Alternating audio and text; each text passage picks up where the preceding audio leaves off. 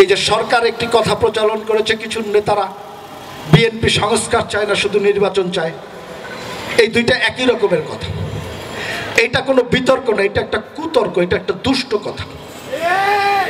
এটা একটা দুষ্টামি করার জন্য, নষ্টামি করার জন্য এই কথাটা বলেছে। বিএনপি নির্বাচন চায় না, শুধু ভোট চায়।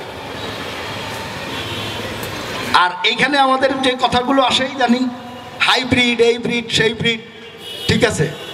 আরে ভাই, এখানে যত লোক বক্তব্য দিয়ে যাচ্ছে সব লোক বলতেছে হাইব্রিড নেতাকে পদ দেওয়া যাবে না। আরে ভাই, এত লোক তো ছিল না। সবাই যদি হয় তাহলে আমি কোথায় দেখলাম?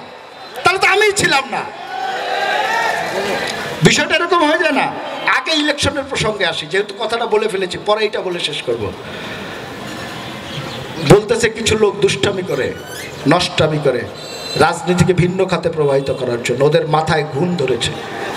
বিএনপি সংস্কার চায় না, বিএনপি নির্বাচন চায়, শুধু বিএনপি ক্ষমতায় যেতে চায়।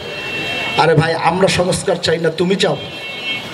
6 মাস তো হয়ে গেল, আমরা তো বলছি সংস্কার করো। বিএনপি কি একবারও বলেছে যে সংস্কার করা যাবে না?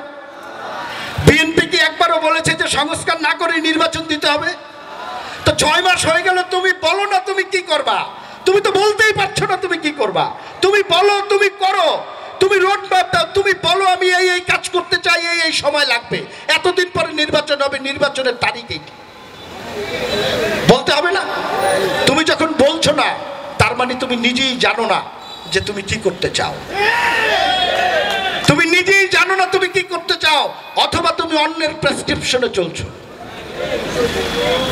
যে দল কিংবা যে গোষ্ঠী কিংবা যে সরকার নিজের মেধা বুদ্ধি, জনগণের ভালোবাসার সম্পৃক্ত না হয়ে মানুষের পরামর্শ চলে, সে বেশি দিন কার্যকর থাকতে পারে না।